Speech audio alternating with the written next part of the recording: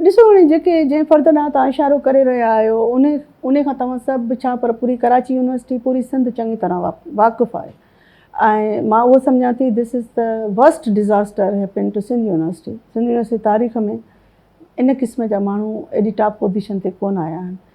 उन्हनि में कमी कोताहियूं जीअं मूं चयो त पहिरियों हूंदियूं आहिनि, कंहिंमें एडमिनिस्ट्रेटिव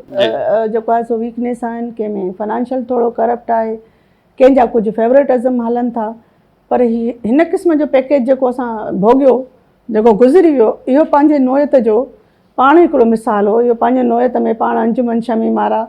शबनम पंहिंजे पाण में ई हो, असां हुनजे बारे में कुझु चई नथा सघूं। सो उनजो जेको असां जीअं तरीक़े सां हिन इदारे भोॻियो आहे, 1100 मिलियन जी जेका इन इदारे ते मथां फाइनेंशियली हिकिड़ो इल्ज़ाम आयो, उनखां पोइ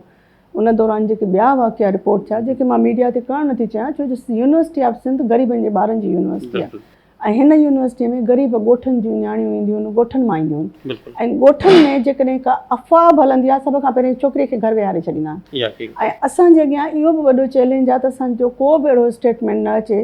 जंहिंसां ग़रीब जे ॿार जी डिग्री डिवेल्यू थिए ऐं ग़रीब जे ॿार जी जेका छोकिरी निकिरे पई उहा अदारनि ताईं न पहुचे। सो उन जेको बि दौरु आयो, असां पंहिंजे पूरी सचाई सां उन दौर खे उन्हनि शयुनि खे कंसर्न फॉर्म्स ते जेके बि फोरम हुया उन्हनि ते असां वाक़ो कयो।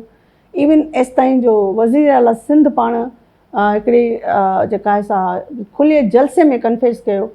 त असांखां ग़लती थी त असां अहिड़ा माण्हू वाइस चांसलर मोकिलिया ऐं असां करप्ट माण्हू असां हटाए न सघियासीं, हाणे असां हुनखां वधीक कहिड़ी गवाही ॾींदासीं।